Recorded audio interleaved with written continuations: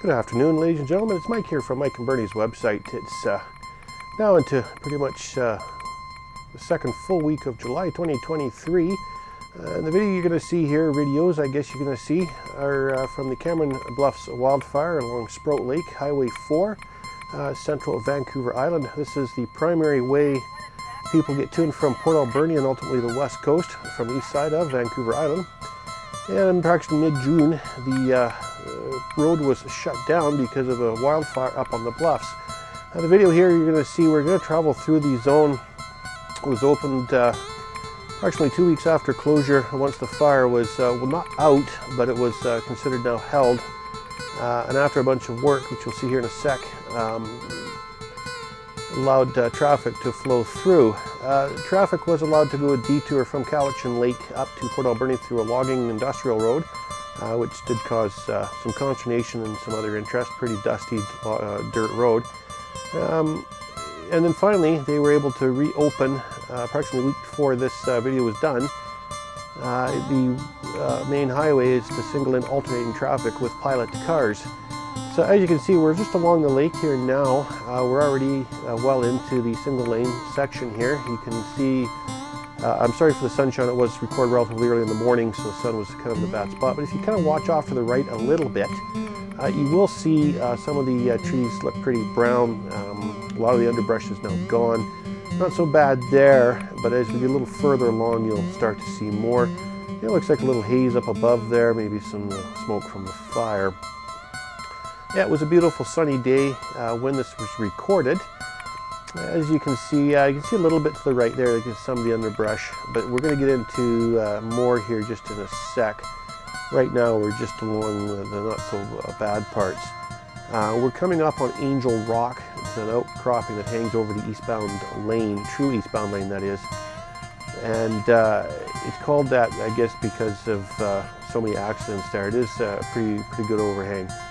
We should be seeing here anytime. So you can see now, it looks like some of the trees there, just off to the right now the sun's out of the way. You can see some of the underbrush is a little singed. Going through in the morning, we could smell a little bit of smoke from the fire, but it wasn't all that bad. Now as we come into the view here, you can see this is a portable crane they've got up and extended, and it's actually holding up some steel mesh barrier. And the reason for that is to prevent anything coming down, any rock, debris, or logs or whatever from hitting the roadway or where they're traveling. And we just passed under Angel Rock there. So now you can see off to the right, you can see where the fire actually did get down to the highway. All that is burnt brush. And it did get to the trees there on the left. You'll see that better on your way home later on in the day. But yeah, you can see off to the right, a lot of fire got right down to the roadway there and burnt a lot of the underbrush. My understanding at this point when we went through, there was still some fire well up the mountain, but it was not a problem. You also see we have some barrier and then this steel mesh on poles here. This is also to hopefully prevent any debris from coming down and getting into the travel lane. The idea is to stop it and just leave it in the dead lane there. Don't know if it's been successful since this was recorded, but I don't know. Now we got another crane here, same thing. There's a couple cranes on this, so this is a bigger mesh that they've got up to try and again, stop or direct any downfall onto the roadway. You might notice too, if you look at the cranes, that the crews were actually on site nearby the cranes. There's another one here. You can actually see the crew member sitting up on his chair there, or having a coffee. That way, if they do have to drop the cranes in a hurry because of weather, they can do so. Some staff parking here, and there's a spare crane there too in case they need it.